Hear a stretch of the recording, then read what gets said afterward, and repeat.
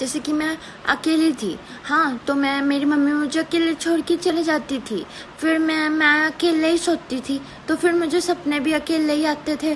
फिर इसलिए मुझे बताऊँ क्या सपना आया था?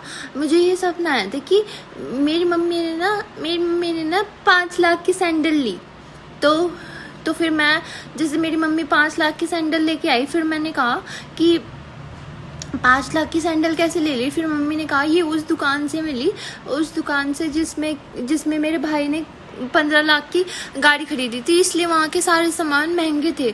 तो मैंने कहा तो फिर चलो 5,000 की होती, 500 की चलो कोई बात नहीं, 5,000 की होती, 5,000 की होती, 10,000 की होती, 50,000 की तो चलो महंगी हो जाती, मगर हद से हद चलो फिर भी चलो इतने की होती, माना 10,000 की होती, 20,000 की होती।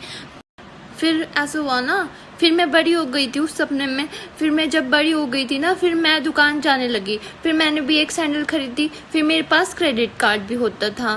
फिर वो क्रेडिट कार्ड होता है कि वो डेबिट कार्ड होता है? अभी मैं छोटी हूँ ना, इसलिए मुझे पता नहीं, तो मगर मुझे इतना पता है कि डेबिट कार्ड भी होता है और क्रेडिट कार्ड भी होता है। जो मेरे साथ के दोस्त हैं ना, उन्हें तो बस डेयरी मिल्क और मिल्क की बात पता है, मगर मुझे सब कुछ पता है, क्योंकि मैं सोचती हूँ ना कि मम्मी का यूज़ कर लूँगी, इसलिए मैं ध्यान रखती हूँ। फिर जब मैंने बड़े होके जब मैंने शॉपिंग करी ना अपने लिए, जब मैंने सैंडल खरीदी, फिर मैंने जब उसे पे करा ना सैंडल का, तो उसने मेरे डायरेक्ट काट दी, उसमें बिल नहीं आया। फिर जब मैं घर आके देखा ना, जब मुझे मैसेज आया फ़ोन में, तो मेरे भी 5 लाख रुपए कट गए। तो मैंने भी 5 लाख की सैंडल खरीदी, फिर मेरा अकाउंट जीरो हो गया। फिर मैं बहुत परेशान होने लगी कि मेरे सारे पैसे गए। और फिर जब मैं रिटर्न करने गई ना, वो इतना बेकार मॉल था ना, उसकी रिटर्न पॉलिसी नहीं थी। उन्होंने कहा एक बार बिका हुआ सामान वापस नहीं होगा।